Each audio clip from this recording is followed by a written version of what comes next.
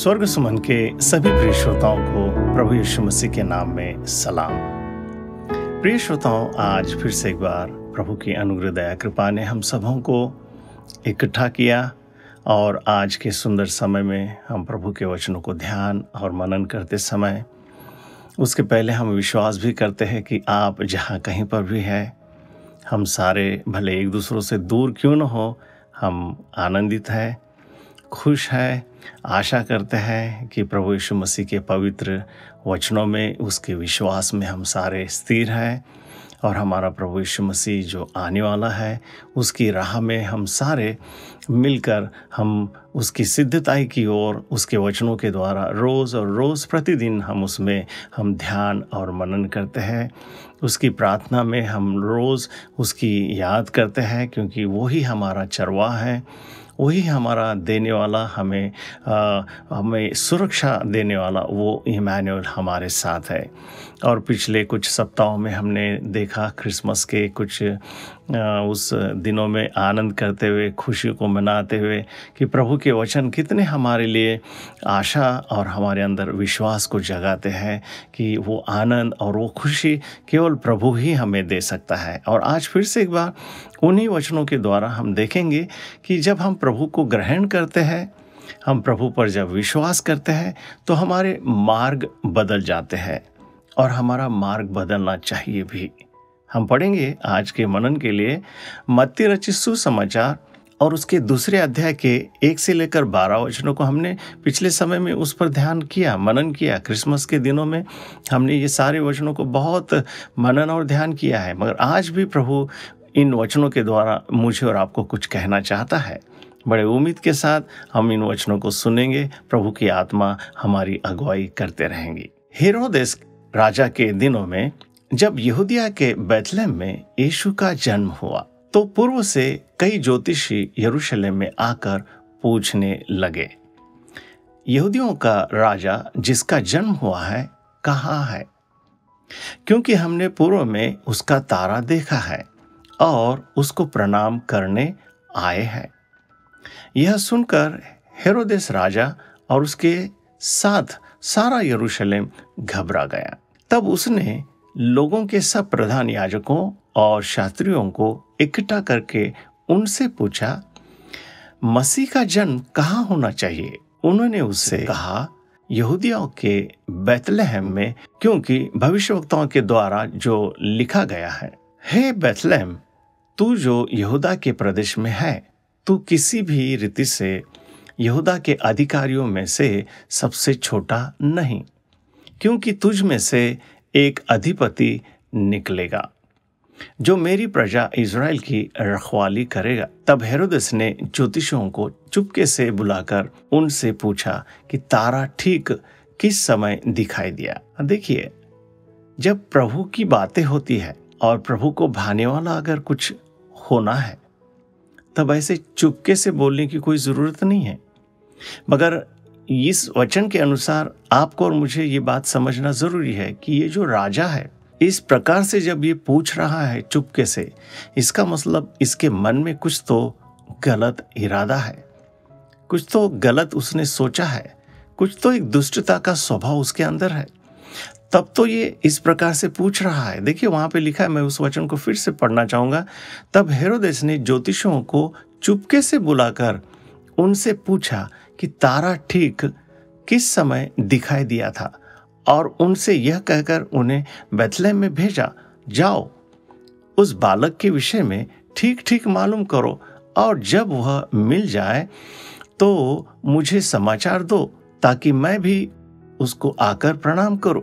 देखिए, अब हम समझ सकते हैं इसके प्रणाम करने का इरादा क्या है। इसने चुपके से पूछा है। देखिए, अगर सच्चाई है तो डरने की कोई ज़रूरत नहीं है। सच्चाई है तो वो कभी छुप भी नहीं सकती है, और जो सच है वो सच है। हमारे प्रभु यीशु मसीह का वचन कहता है, खुद यीशु मसीह ने कहा हुआ है कि मार्ग, सत्य और जीवन मैं ही हूँ। हम प्रभु को धन्यवाद देते हैं। हमारा प्रभु यीशु मसीह सच्चाई है। चुपके से बोलने के बारे में, चुपके से उसके बारे में कुछ कहने के बारे में कोई ज़रूरत नहीं है।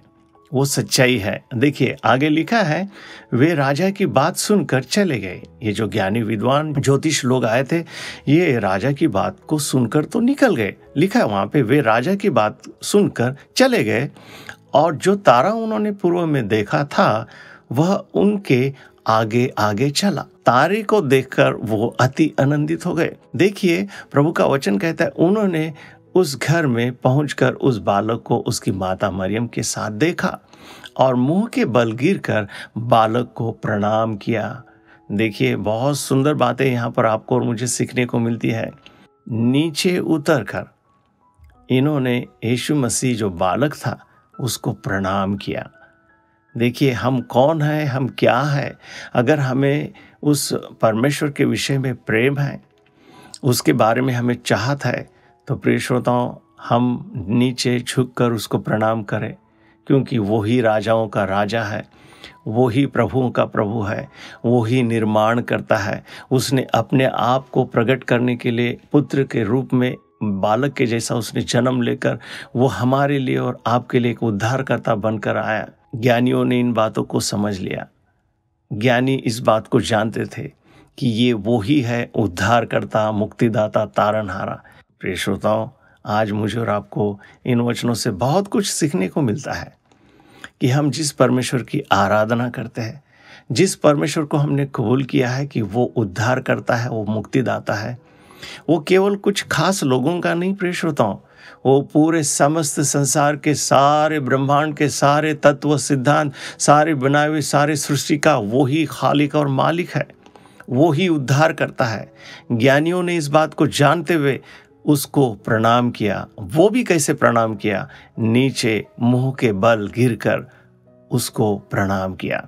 बाइबल कहता है कि और उन्होंने क्या किया? देखिए, उन्होंने अपना अपना थैला खोलकर उसको सोना और लोबान और गंधरस की भेंट चढ़ाई। अपना अपना थैला खोलकर, किसी की और के कारण नहीं, किसी और करते हैं करके कारण नहीं, उसने किया करके मैं भी करूँगा, वो गाता है करके मैं भी स्तुति करता हूँ, वो बजाता है करके मैं भी बजाऊँगा, वो धन्यवाद देता है करके मैं भी धन्यवाद करूँगा। ऐसा नहीं प्रिय श्रोताओं।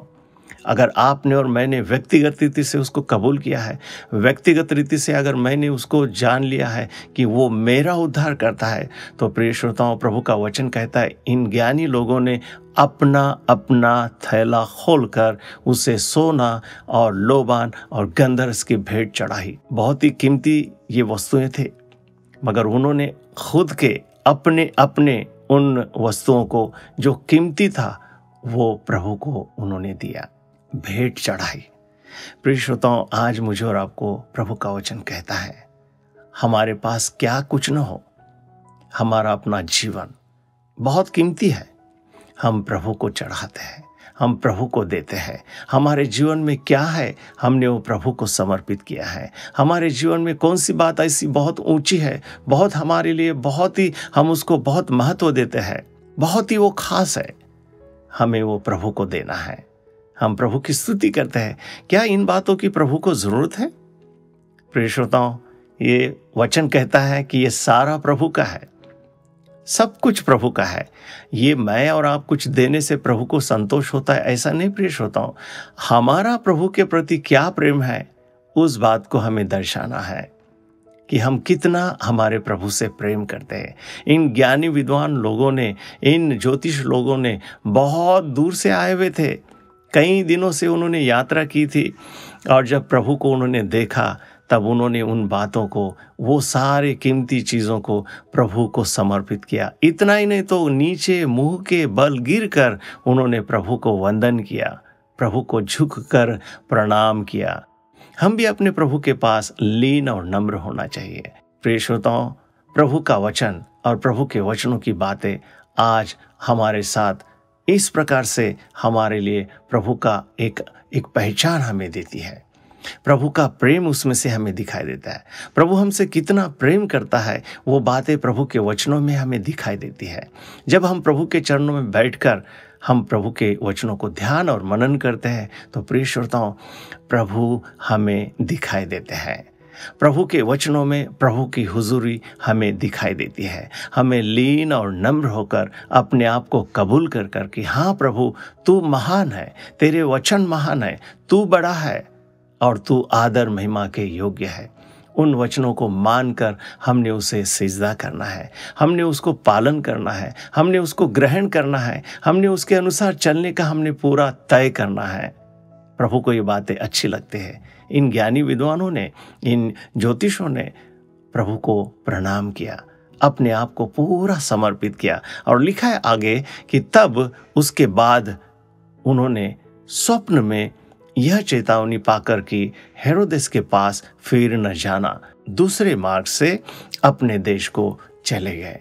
देखिए, प्रभु के लोगों को चेतावनी मिलती है, प्रभु के लोगों के इरादे प्रभु बदल देते हैं। इन्होंने प्रभु की ओर से जो चेतावनी पाई थी, स्वप्न में इन्होंने प्रभु की ओर से सुना था, देखा था कि तुम अब उस मार्ग से नहीं जाना। मैं और आप भी जब हम प्रभु के पास आते हैं तो हमारे मार्ग बहुत अलग होते हैं, मगर जब हम प्रभु के पास आते हैं तो हमारे मार्ग बदलना चाहिए। हम दूसरे मार्ग से चला जाना चाहिए, प्रभु के मार्ग से चलना है हमें। दूसरा मार्ग यानी प्रभु का मार्ग। हम अभी जो मार्ग से आए थे वो मार्ग में फिर से हमें लौटना नहीं, तो हमारा मार्ग बदलना चाहिए। हम प्रभु को धन्यवाद देते हैं। आज के इन वचनों के द्वारा प्रभु ने आपसे और मेरे साथ बात की है कि जब हमने इस नए साल में प्रभु के दर्शन को देखा है, प्रभु के वचनों में से सीखा है और रोज़ रोज़ प्रभु का वचन हमें सिखाता है, तो उन ज्ञानी विद्वान, उन ज्योतिषों के समान हमने जो बालक को देखा है, परमेश्वर के प्रेम को देखा है, परमेश्वर के वचनों में हमने परमेश्वर के उस अस्तित्व को देखा है, तो हमारे मार्ग बदलना चाहिए, हमारे सोच तौर तरीके बदलना चाहिए, हमारे इरादे, हमारे रहन सहन, हमारी बोली भाषा, हमारी संगति बदलना चाहिए, क्योंकि प्रभु हमारे मार्ग को बदल देता है। हम प्रभु को धन्यवाद देते हैं। इन वचनों के द्वारा प्रभु ने मुझसे और हम सबों से बात की है और इन वचनों के द्वारा हम आशीषित हो चुके हैं। बीमारियां निकल गई है, कमी घटिया, सारे बोझ हल्के हो चुके हैं, क्योंकि जिन्होंने उस मसीह को ग्रहण किया है उन्होंने रोशनी देखी है और वो रोशन हो गए। प्रभु हम धन्यवाद करते हैं, इन वचनों के द्वारा हमारे सारे प्रिय श्रोता आशीषित हो चुके हैं। प्रभु यीशु मसीह के नाम में आमीन, आमीन, आमीन।